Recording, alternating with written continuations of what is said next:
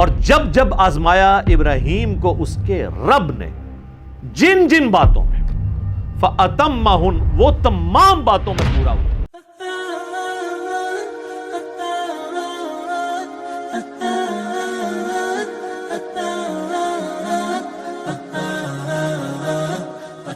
تو یہ اللہ کی طرف سے کرامت ہوئی کہ سورۃ البقرہ جب میں نے کھولی نا تو اس کی آیت نمبر 124 اور ہماری آج کی مجلس بھی مجلس نمبر 124، وہ اسپیسیفکلی ابراہیم علیہ السلام کی ساری قربانیوں کو ایک جگہ پہ اللہ تعالیٰ نے ڈسکس کیا ہے۔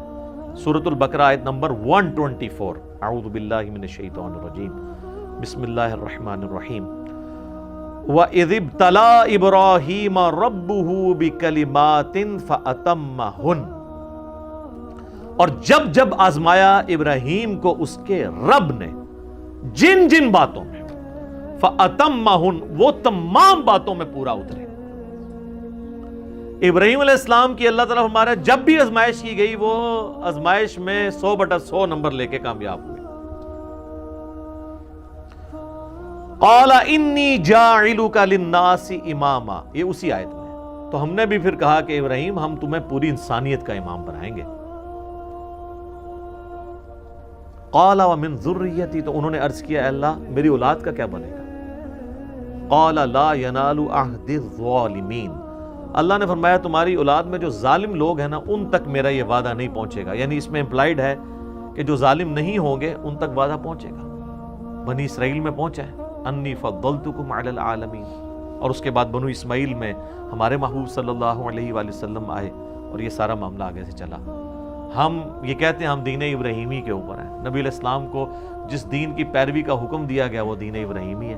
ملت ابیکم ابراہیم وسماکم المسلمین من قبل وفی ھذا، پیروی کرو ابراہیم علیہ السلام کی ملت کی جس نے تم سے پہلے ہی تمہارا نام مسلم رکھ دیا تھا، اور اللہ نے بھی اس قرآن کے اندر تمہارا نام مسلم رکھا ہے۔ تو ابراہیم علیہ السلام کی زندگی قربانیوں سے پر ہے، اس میں کئی ایک واقعات ہیں جو ہماری اس شریعت کا حصہ ہیں، مختلف عبادات کی رسومات کے طور پہ۔ انہی میں سے ایک عبادت جو ہے وہ حج کی عبادت بھی ہے، اور اس میں اللہ تعالیٰ نے قربانی کی سنت کو قیامت تک کے لیے باقی رکھا۔ اسپیسیفکلی تو یہ حج والوں سے ریلیٹڈ ہے۔ اب جو لوگ حج کے لیے نہیں جا سکتے، صاحب استطاعت نہیں، تو ان کے لیے پوری دنیا میں سنت ابراہیمی کو جاری کر دیا گیا عید قربان کی قربانی کی صورت میں۔ تو اس کے پیچھے جو اللہ تعالیٰ نے ایک ظاہری سبب بنایا حضرت ابراہیم علیہ السلام کی قربانی کا، اس کا ذکر سورہ الصافات کی آیت نمبر 100 سے آنورڈ موجود ہے۔ پارہ نمبر 23 کے اندر ابراہیم علیہ السلام کے اس واقعے کا ذکر ہے جس کی وجہ سے یہ سنت باقی رکھی گئی، اس میں اس کا ذکر بھی آ جائے گا۔ ابراہیم علیہ السلام کے بارے میں اللہ تعالیٰ فرماتا ہے کہ جب وہ اپنی قوم کو چھوڑ کے اتنی قربانیوں کے ساتھ نکلے، ہجرت انہوں نے اختیار کی، تو انہوں نے اللہ کے حضور دعا کی، ربی حب لی من الصالحین، اے میرے رب مجھے صالحین میں سے اولاد عطا فرما۔ 87 ایئرز ایج ہو چکی ہے ابراہیم علیہ السلام کی، بے اولاد ہے، 87 سال عمر، بیوی بھی بڑھیا ہو چکی ہے، 80+ ہے۔ اب وہ اللہ سے دعا کر رہے ہیں اللہ مجھے اولاد دے۔ 87 سال کی عمر میں ان کو اولاد ملتی ہے، اور وہ بچہ جب 12 سال کا ہوتا ہے چلنے پھرنے کے قابل ہوتا ہے ان کے ساتھ۔ ابراہیم علیہ السلام کے بڑھاپے کا سہارا 99 ایئرز ان کی ایج ہو چکی ہے، اس وقت اللہ تعالیٰ کی طرف سے ایک حکم آ جاتا ہے انتہائی آزمائش والا۔ تو اللہ تعالیٰ ہمارا فبشرناہ بغلام حلیم، ہم نے انہیں ایک حلم والے بچے کی بشارت دی، بڑا صابر بچہ تھا۔ فلما بلغ معہ السعی، جب وہ ان کے ساتھ چلنے پھرنے کے قابل ہوا، یعنی 12 سال کی اس کی عمر ہوئی۔ اب یہ بچہ کون سا ہے اس میں اختلاف ہے، ایٹ لیسٹ مسلمانوں میں اہل سنت اور اہل تشیع تو اس پہ متفق ہیں آلموسٹ آج کی ڈیٹ میں، کہ یہ حضرت اسماعیل علیہ السلام ہے جن کی نسل سے ہمارے محبوب صلی اللہ علیہ وآلہ وسلم پیدا ہوئے۔ لیکن اہل سنت میں ہی ایسے ائمہ ہیں جو یہ مانتے ہیں کہ اس سے مراد حضرت اسحاق ہیں، اور یہودیوں کا بھی یہ موقف ہے۔ بلکہ المستدرک الحاکم میں آپ کو کئی ایک روایتیں بھی ایسی ملیں گی، اگرچہ ان کی سند صحیح نہیں ہے لیکن اہل سنت کی کتابوں میں تو موجود ہے۔ اور اس سے بھی بڑھ کر امام طبری، ابن جریر طبری، جو اہل سنت کے پہلے مفسر ہیں، پہلے 300 سال کے مسلمانوں میں آتے ہیں، انہوں نے جو تفسیر ابن جریر جسے طبری کی تفسیر کہا جاتا ہے، اس میں انہی آیات کے کانٹیکسٹ میں وہ تو وثوق کے ساتھ کہتے ہیں کہ ذبیح اللہ جو ہے حضرت اسحاق ہے۔ اس حوالے سے سب سے جو انٹلیکچوئل بحث ہے وہ آپ کو تفہیم القرآن میں ملے گی۔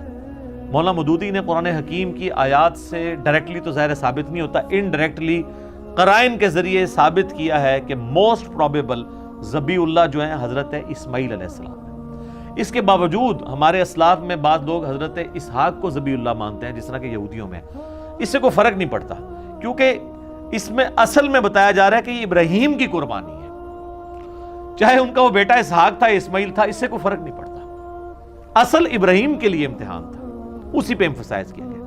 تو اللہ تو ہمارا جب چلنے پھرنے کے قابل ہوا، قال یا بنیا، تو ابراہیم علیہ السلام نے کہا اے میرے بچے، انی ارا فی المنام، میں نے خواب میں دیکھا ہے۔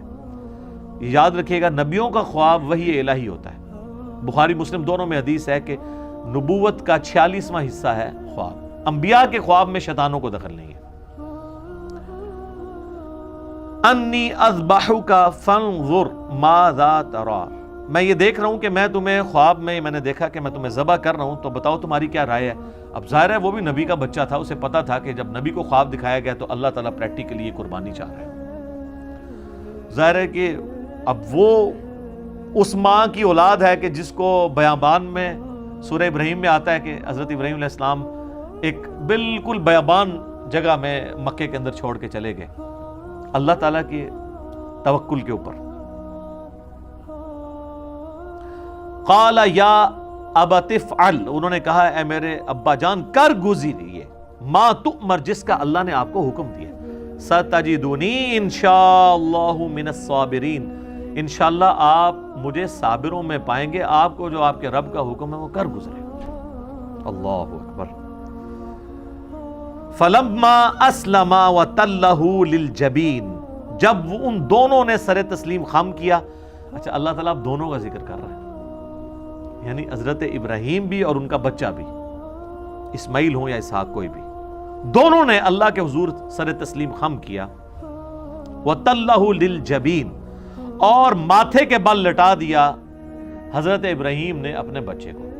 ماتھے کے بل اس لیے لٹایا کہ کہیں غلطی سے میری نظر بھی چہرے کی طرف نہ پڑے اور شفقت پدری جو ہے وہ کہیں پہ ٹریگر نہ کر جائے، تو میں دیکھوں بھی نہ۔ وَنَادَيْنَاهُ أَن يَا إِبْرَاهِيمُ، تو اللہ تعالیٰ فرماتا ہے عین اس موقع پہ جب وہ چھری چلانے لگے، ہم نے پکارا کہ اے ابراہیم، قد صدقت الرؤیا، بے شک تو نے سچا کر دکھایا اپنا خواب۔ اِنَّا كَذَلِكَ نَجْزِي الْمُحْسِنِينَ، بے شک ہم اس طریقے سے ہی جزا دیا کرتے ہیں محسنین کو۔ یعنی حضرت ابراہیم نے تو اپنے بچے کی لائف اور اپنی وہ محبت سٹیک پہ لگا دی تھی، بس وہ آخری لمحہ تھا نا، ادھر تک اللہ تعالیٰ لے آیا ایج کے اوپر جا کے۔ ان ھذا لہو البلاء المبین، اللہ تعالیٰ فرما رہا ہے یہ بہت ہی بڑی آزمائش تھی جو ہم نے ابراہیم پہ ڈالی۔ یار جس کو اللہ کہہ رہا ہے کہ یہ بہت بڑی آزمائش تھی، وہ آزمائش کتنی بڑی ہے، اور اس میں حضرت ابراہیم کی کتنی تعریف بیان ہوئی ہے۔ اللہ اکبر۔ تو اللہ تعالیٰ فرما رہا ہے وَفَدَيْنَاهُ بِذِبْحٍ عَظِيمٍ، تو ہم نے اسے فدیہ، اس کی جگہ ایک بہت بڑی عظیم قربانی کا بنا دیا، یعنی وہ آسمان سے اللہ کی طرف سے ایک مینڈا نازل ہوا۔ وَتَرَكْنَا عَلَيْهِ فِي الْآخِرِينَ، اور ہم نے اس سنت کو باقی رکھا آنے والوں میں۔ سلام علی ابراہیم، سلامتی ہو ابراہیم کے اوپر۔ کذالک نجزی المحسنین، اسی طریقے سے ہم اپنے نیکوکار بندوں کو بدلہ دیا کرتے ہیں۔ انہ من عبادنا المؤمنین، بے شک وہ ہمارے عبادت گزار بندوں، خاص بندوں میں سے تھے۔ وبشرناہ باسحاق نبیا من الصالحین، اور ہم نے بشارت دی پھر انہیں اسحاق کی جو صالحین نبیوں میں سے تھا۔ اسی کے تحت یعنی مولانا مودودی کا موقف ہے، چونکہ حضرت اسحاق کا ذکر بعد میں آ رہا ہے تو اس سے یہی لگ رہا ہے کہ حضرت اسماعیل تھے اور حضرت اسحاق ان سے چھوٹے تھے۔ تو قرآن میں یعنی جو تورات میں حضرت اسحاق کو ذبیح اللہ کہا گیا ہے، لیکن چونکہ وہ ٹیمپرڈ فارم میں ہے، مہیمن اس پہ نگہبان تو یہ والی کتاب ہے، تو اس میں جو اشارہ ہے وہ حضرت اسماعیل کی طرف ہی ملتا ہے۔ تو اللہ تعالیٰ فرما رہا ہے کہ یہ جو ہم نے اس قربانی والی سنت کو آنے والوں میں باقی رکھا، حج کی شکل میں بھی باقی رکھا، اور عید قربان کی شکل میں بھی باقی رکھا. اور سورۃ الحج میں اللہ تعالیٰ نے حج کی قربانی کا ذکر کیا ہے اور اس قربانی کو شاعر اللہ تعالیٰ نے ڈکلیئر کیا ہے. اور یہ والی جو ہم جس قربانی عام جو عید قربان کا ذکر کر رہے ہیں یہ بھی اس پہ تو پوری صورت ہے. انا اعطیناک الکوثر فصل لربک وانحر، اپنے رب کا نام لے کر قربانی کرو اور نحر کرو. تو یہ حضرت ابراہیم علیہ السلام کی یادیں ہیں جی جو اس امت میں باقی ہیں سنت ابراہیمی کی شکل میں.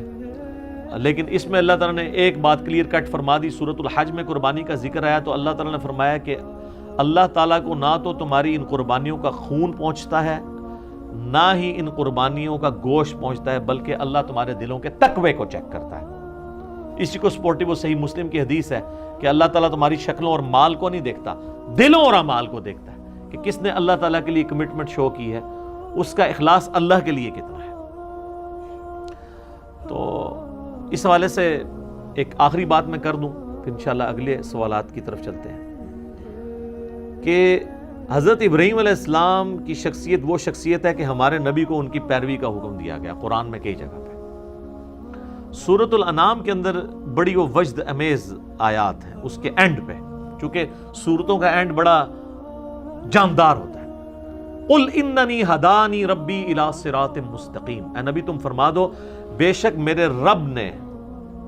مجھے تو میرے رب نے ہدایت کا راستہ دکھا دیا، صراط مستقیم کا. دین القیم ملت ابراہیم حنیفہ، یہ دین وہ ہے جس کی طرف اللہ نے میری رہنمائی کی ہے جو کھڑا ہے ابراہیم کی ملت پہ، جو حنیفہ تھے سب سے ٹوٹ کے ایک اللہ کے ہو جانے والے. وما کان من المشرکین، اور وہ مشرک نہیں تھے. سب سے بڑی ڈگری یہ ہے قیامت والے دن. کہنے کو تو یہاں پہ لاکھوں دعوے دار ہیں ہم شرک نہیں کر رہے، لیکن خواہش نفس کو بھی شرک کہا گیا. افرائیت من اتخذ الہہ ہوا، نبی بھلا اس شخص کو دیکھا جس نے اپنی خواہش نفس کو اپنا رب مان لیا. تو اس درجے میں کہ دنیا کا کوئی گناہ بھی دیکھا جائے تو وہ کسی نہ کسی درجے میں شرک کے شجر خبیثہ کی کوئی شاخ بنتا ہے. تو ہر اعتبار سے ابراہیم کو اللہ تعالیٰ نے محفوظ کیا ہے اور یہ ڈگری دی ہے وما کان من المشرکین. قل ان صلاتی و نسکی، اے نبی فرما دو کہ بے شک میری نماز اور میری قربانی، ومحیایا و مماتی، اور میرا جینا اور میرا مرنا، للہ رب العالمین، اس اللہ کے لیے ہے جو تمام جہانوں کا پالنے والا ہے. وَبِذَلِكَ أُمِرْتُ لا شریک لہ، اور میں اس کے ساتھ کسی کو شریک نہیں ٹھہراتا. وَبِذَلِكَ أُمِرْتُ، اور مجھے اسی کا حکم ہوا ہے. وَأَنَا أَوَّلُ الْمُسْلِمِينَ، کہ سب سے پہلے میں اللہ کے حضور سر تسلیم خم کروں، سب سے پہلا مسلم میں بنوں. انہی آیات میں جو ہے نا قل ان صلاتی و نسکی، بے شک میری نماز اور میری قربانی،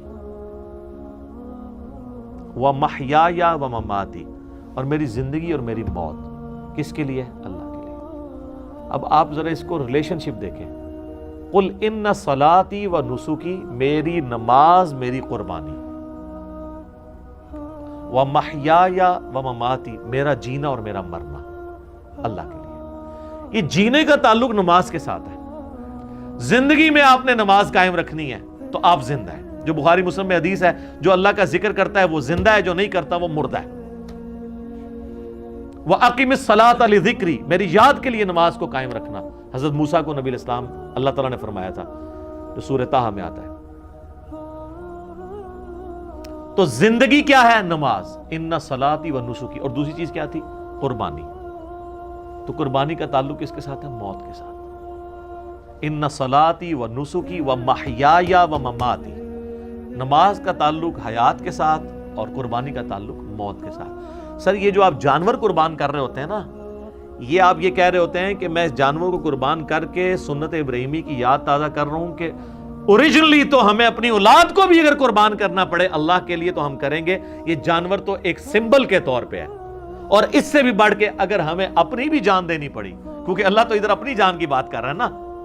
وَمَمَاتِي، میری موت اللہ کے لیے، بے شک میری نماز، میری قربانی، میرا جینا، میرا مرنا اللہ کے لیے ہے جو تمام جہانوں کا پالنے والا ہے. تو سر قربانی کا جو فلسفہ ہے نا، یہ بڑا، یعنی حج کا ایک ایک آپ رسم کو دیکھیں نا، جو جو اس میں رسومات ہمیں سکھائی گئی ہیں، ایک ایک جو مناسک کے اندر چیزیں آتی ہیں، وہ ہر ایک کے اندر ایک پورا فلسفہ ہے۔ سب سے بڑا تو احرام ہی دیکھ لینا جی، کفن کی علامت ہے جی، آپ نے انسلے کپڑے پہنے ہوئے ہیں، کوئی غریب ہے امیر ہے، سب کا سب ایک ہی لباس کے اندر ہے، ٹھیک ہے جی۔